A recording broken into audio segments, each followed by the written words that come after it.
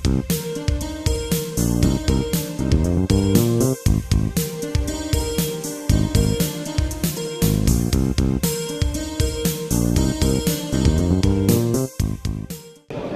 le ministre, bonjour. Bonjour. Ravi de vous retrouver à Biarritz pour tourisme.tv à travers cette 4e rencontre du SNAV. Quel message avez-vous voulu faire passer aujourd'hui ? J'ai voulu faire passer un message d'espoir. Cette profession, pour laquelle j'ai beaucoup d'estime, est une profession qui doit affronter un certain nombre de défis. Il y en a au moins 2. Le premier défi, c'est celui qui est posé à toutes les entreprises de ce pays, et c'est leur attitude, leur activité face au ralentissement de la croissance économique qui nous affecte, comme ce ralentissement affecte tous les pays, développés ou pas. C'est une dépression économique mondiale et la France n'y échappe pas. Donc il y a un premier défi à relever pour tous ces professionnels, ces agents de voyage. C'est ce défi qui leur est posé par le ralentissement économique, par les chiffres de moindre fréquentation des touristes qui ont des chiffres qui légitimement peuvent les inquiéter. Le deuxième défi qu'ils doivent relever, c'est le défi qui est posé par l'adaptation de la réglementation des agences de voyage, rendue incontournable avec la directive européenne sur les services. Et donc, je suis venu leur dire que nous avions travaillé avec leurs représentants, avec le président Colson, qu'il y avait eu beaucoup de discussions pour parvenir à un texte qui à la fois fait cette adaptation, un texte de loi que je présenterai la semaine prochaine en Conseil des ministres, qui réalise cette adaptation au plan législatif, mais aussi qui met en œuvre des actions qui vont permettre à ces agents de voyage, New Look, comme je les appelle, après réforme, de pouvoir se développer, de pouvoir avoir une compétitivité qui est nécessaire pour leur activité. Voilà ce que je suis venu dire aux agents de voyage. Gardez l'espoir. Les pouvoirs publics, le gouvernement, moi-même, nous vous accompagnons dans cette période difficile, une période marquée par le ralentissement économique et l'adaptation à la législation communautaire.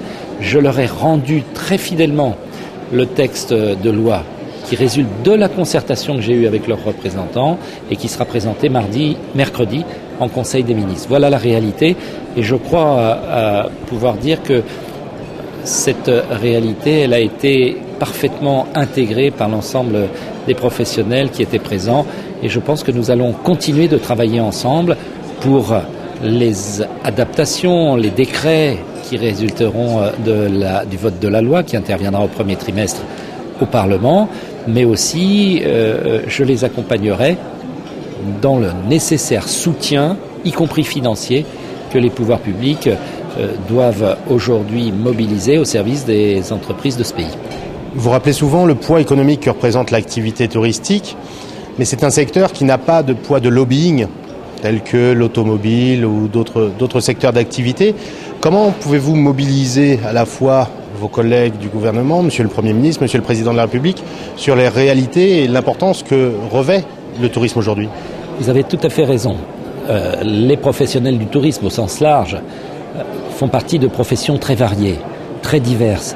Et c'est aussi la richesse de cette activité touristique. Le tourisme, je le rappelle encore une fois, c'est près de 7% du produit intérieur brut français.